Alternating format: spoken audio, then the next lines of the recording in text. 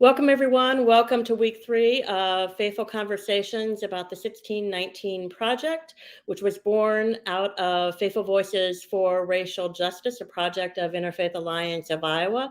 I am Connie Ryan, Executive Director and moderator for the conversation today. We are very glad you have joined us to listen to some of Iowa's faith leaders. We hope you will allow it to inform and to challenge your own conversation. The goal of the New York Times, the 1619 Project, is to reframe American history by considering what it would mean to regard 1619 as our nation's birth year. Doing so requires us to place the consequences of slavery and the contributions of Black Americans at the very center of the story. We tell ourselves about who we are as a country. And as the 1619 Project warns, quote, American history cannot be told truthfully without a clear vision of how inhuman and immoral the treatment of Black Americans has been. By acknowledging this shameful history, by trying hard to understand its powerful influence on the present, perhaps we can prepare ourselves for a more just future, end quote. The readings for week 4 include Broken Healthcare System by Janine Interlandi, Traffic by Kevin Cruz, Undemocratic Democracy by Jamel Bowie, and Medical Inequality by Linda Villarosa. You can find the links to all of the readings through the New York Times website or the Pulitzer Center website or at faithful-voices.org. I'm very pleased to have with me 2 of Iowa's faith leaders to be in conversation about the issues addressed in the reading, and to do so from their faith lens. We were to have a 3rd faith leader with us tonight, but as we know, illnesses come and go, and right now that faith leader is sick today, so he was unable to join us. But I'm very glad to have Reverend Kim Turner Baker, who is at St. John's by the Campus Episcopal Church in Ames, Iowa, and Reverend Rob Johnson from Des Moines. Thank you both, Rob and Kim, for joining the conversation. And I am going to start with just the very simple question of, in the readings, and we covered a lot of territory on infrastructure and different issues that impact communities across our nation. But what surprised you about the history in these readings? And I'm going to start with Rob. First of all, Connie, thank you and Interfaith. We're live on Facebook, right? We are on YouTube. We're on YouTube. All right. Well, shout out to everybody who's watching us on YouTube. Thank you so much for joining in. And of course, I'm honored to be on here with such a strong pulpiteer and professor herself, the Right Reverend Kim Turner Baker. And so, I am. I'm excited to share this platform with her, and thank you, Connie, for the invite. You know, honestly, when you read history in itself, it gives you an opportunity to look through a lens to gain a better knowledge of things and policies that we can do right now. And honestly, being someone who looks at insurance, I'm going to focus a lot probably on that piece, just simply because healthcare in this country right now is extremely bad. Now, I get that, surgeries and stuff cost $50,000, and then you have an insurance piece that steps in that covers $47,000 of that cost, and then you're on the hook for $3,000. But my point is that somebody doesn't have that $3,000. If they don't have the 3,000, what makes us think that they're gonna have the 50? And so, reading that and watching how we went from a ton of Black medical professionals and a ton of Black medical establishments to now having only 2 Black-owned hospitals in the entire country is problematic, especially when they asked 8 white physicians that are getting, or what are they called? I can't even think of what they're called. they're in the program to become physicians. What are they called? Oh, Attending yeah. physicians. Um, so when you ask these attending physicians questions about the pain of black folk, and they tell you that black people can take more pain than white people, so in other words, we're going to prescribe something different, is problematic. That's where I really was shocked at. Yeah, and all of the experiments that happened historically, and that language and those beliefs are still embedded in a lot of the medical institution, if you will, and the trainings. That shocked me as well. I knew some of the history of the things that had happened in the past. I did not understand that that was still some of the belief systems that are in our current medical institution. Kim, I want to bring you into the conversation. What surprised you in the readings? Well, actually, nothing surprised me a lot, but that's because I've been doing this work for a long time and reading for a long time. There was one thing that I found out about that I hadn't understood before, and that's just I knew about the GI Bill and how not most African Americans didn't have access to it, but I knew that my father had gone enlisted to fight in Korea so he could come back and get the GI Bill, which he got. And now I understand it's because he was in Iowa, and Iowa was one of the few that actually let blacks um, use it.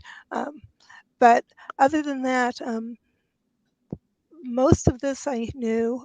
There's a book that came out several years ago now called Medical Apartheid that goes through all of these things starting back in the, I think, early 19th century and coming up to about 2000 and talking about things that happened to young girls in Baltimore in the 90s, where they were given uh, birth control capsules that were implanted under their arms without their parents' permission.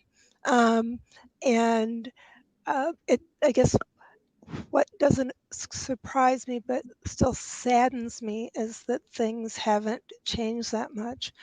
I remember when I was pregnant with my third child, I think, um, I had a good friend who was white who was a doctor, and he said, I hope you don't take this the wrong way, but you know that you have to really fight whenever you're um, going into a hospital because no matter what, you're going to be treated differently than others. And it's true, it doesn't matter what your socioeconomic status is. If the if the skin is black, you just aren't treated the same way.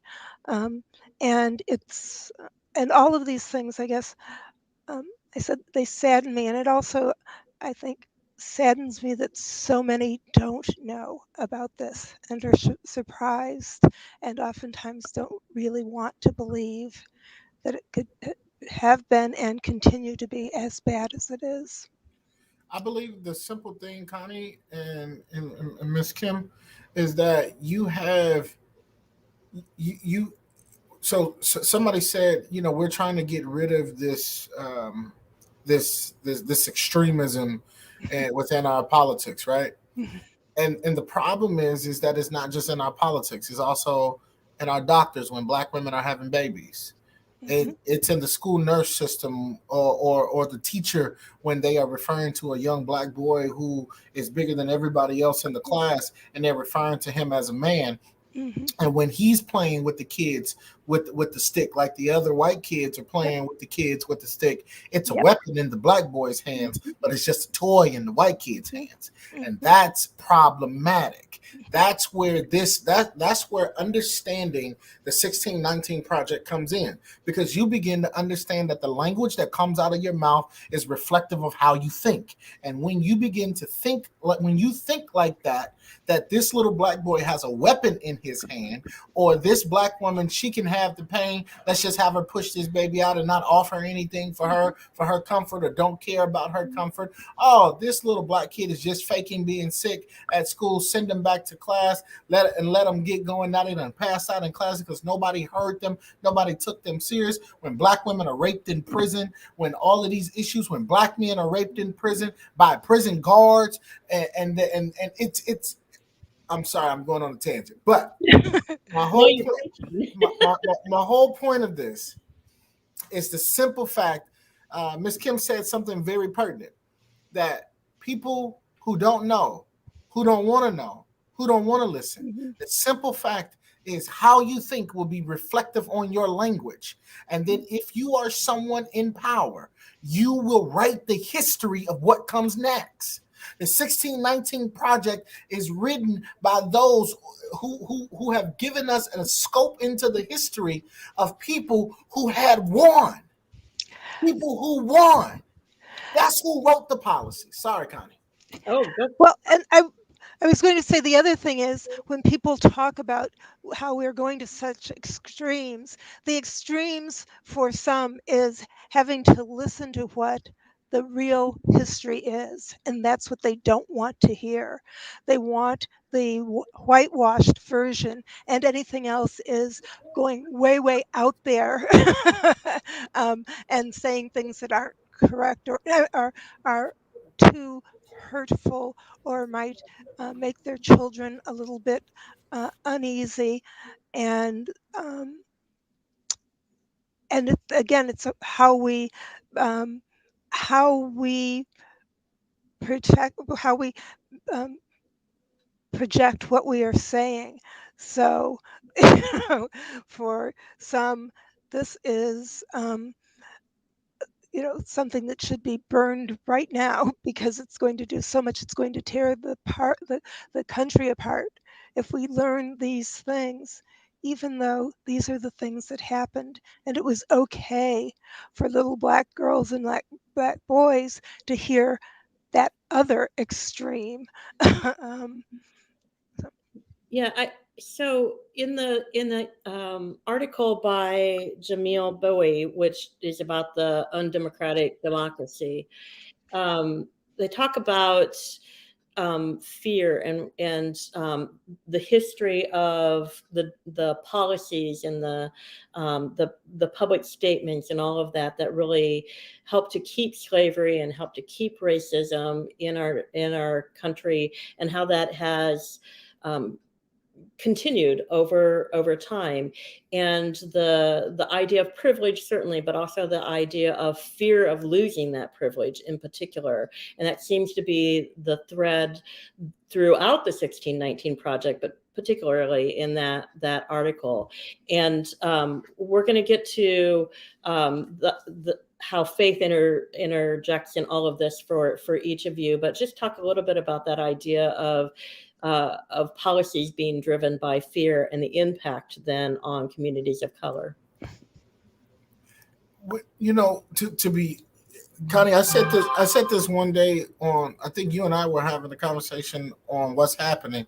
Shout out to you for another opportunity to continue to spread the word. Faith in itself is an opportunity for us to apply what we know to something that is unseen. To say to myself, I believe that something better will come because of who I am connected to. And because of this connected power that not only flows through me, but through others like me, I am, just because I may worship different than you, doesn't mean that I'm still not connected to you. The problem that we've run into, Connie, if I'm honest with you, is that we've turned this connection into something that is not beneficial for the body as a whole. What we've turned it into is an opportunity for folks to network, get their name out there, for some folks to get a check, for some folks to get a position, for some folks to be put on a pedestal. We've turned that connection into something that doesn't operate for the whole. When let me put it like this. When Jesus fed the 5,000, He turned what he had to feed the multitude. He didn't turn what he had to promote himself as he was the one that now had it for them to feel like they should reverence him for having what they wanted at the time. But what we've done and what we've seen a lot in this faith component is we've seen folks turn what we were supposed to give into something for ourselves. And I'm not saying us as like these individuals on the call, I'm saying as a whole, which is why my generation, I'm 33, which is my generation has completely walked away, has completely stepped away. And if we're looking to mobilize like we were able to in the past, using that faith component, let me say it like this: if a politician goes to a church, it's more than likely that you would not have reached those individuals outside of that building. So mobilizing those people and getting those people into that one space is a major opportunity for people to get there. And you're in a place that's safe, a place that's comfortable, and a place that you feel like you're at home because this is your house of worship. And so more than likely, you probably wouldn't have knocked on their door or called them in some fashion or ran into them unless you had gone to that church. And by us not being able to mobilize people like we I think we lost. Did we lose Yeah. him? Kim, I'm going to bring you back to the Yeah. question, and this idea of fear and privilege, and if you want, you can bring in the element of faith into that as well. Um, but how do you see that all meshing together? Well, I again, it from the beginning of our country, it meshed together in that um, so many of the things that were done um, to the indigenous people and to people of color was done as a part of faith. Um, you know, the Western Europeans were coming here. It was the New Jerusalem. God had given them this place as their own. They were like the Israelites and had the right.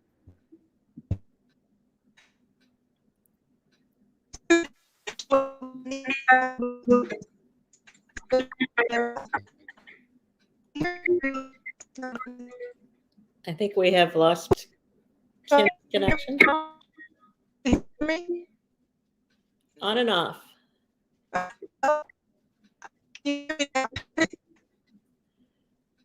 No, I'm gonna move back to Rob, um, and then hopefully Kim, we will get you back. Internet is wonky tonight. Um, I'm going to ask a very specific question and relate it to the readings that we have before us. In the readings, what does what you are learning, what you have learned through those readings tonight, affirm, stretch, or challenge your faith in your faith tradition? Um, Kim, I think you're back. I'm going to start with you. Okay. Um, what I'm is sorry. what is what you learned in your reading today affirm, stretch, or challenge your faith and your faith tradition? Well, I would have to bifurcate my faith and my faith tradition on this, I would say, because I still have a faith that says that things can be different and that we can, at some point, come to an understanding that we're all children of God and that uh, those who have more will give to those who don't. And that includes me doing that to others. It's not just um, but when I look at the faith tradition, there are lots of things that are very uncomfortable for me. It's um, I having to look at how people took um, the Bible, took tradition, and made it into something that is so far from what I think Jesus ever was talking about, um, is really problematic for me.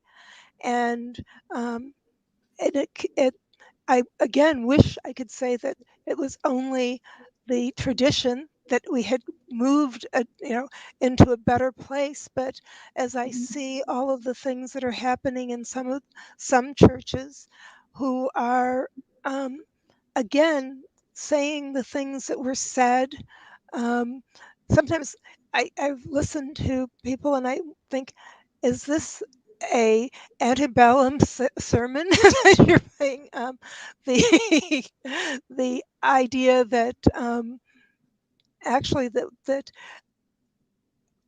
anybody who isn't exactly like them isn't really American and isn't really a Christian is still it seems to be blooming right now in our country, and that's very that that bothers me for a lot of reasons. But one is that, you know, Rob, it wasn't just your generation. We've have several generations who've been falling away from the church, and every generation as it goes farther makes it harder to bring everybody back in. And we're at the point now where if we can't figure out how to do that, um, I don't know what will happen. But I also know that the biggest changes in this country in terms of race have come out of the churches. So that's where um, I'm hoping that some are standing, and I am hoping that and working for to help people in all sorts of kinds of churches listen in a different way, hear a different story, understand that just because they were taught one thing, maybe they need to go back and look at the Gospels and see if it really meshes with what is being said there. And so I guess that's my hope for our institutional faith. But I hope all of us can individually still uh, find ways to have hope that we all will be able to see. Thank you, And Kim. hopefully in my lifetime, maybe, please. Right. Thank you, Kim. Rob, I'm going to pose the question to you in this way: as you read through the readings on healthcare and traffic patterns and undemocratic democracy and medical experiments and all of those pieces, what in those readings um, did you learn that affirmed or stretched or challenged your own faith and your own faith tradition? Honestly, what it made me feel is that we have a lot of work to do. But as one of my good friends would say, us as people, us as Iowans, we are still worth the work. It's an opportunity for us to look at that and say, where can I play a major part, not to try to impress people, but to be impactful on somebody's life, on where we can go so that they don't have to experience what has been experienced. When my children and my niece and nephew grow up, what I do right now, my prayer is that what I'm rooted and grounded in right now is that will be impactful on their life 10 years from now. And so my faith was challenged only for the simple fact of what are we doing outside of the four walls of the church that is allowing us to be church. And my good friend Pastor Moses Ward would say, instead of do church, because a lot of us are doing church. A lot of us are going in, and especially, uh, uh, and I can critique the African American way of church because I'm a part of that.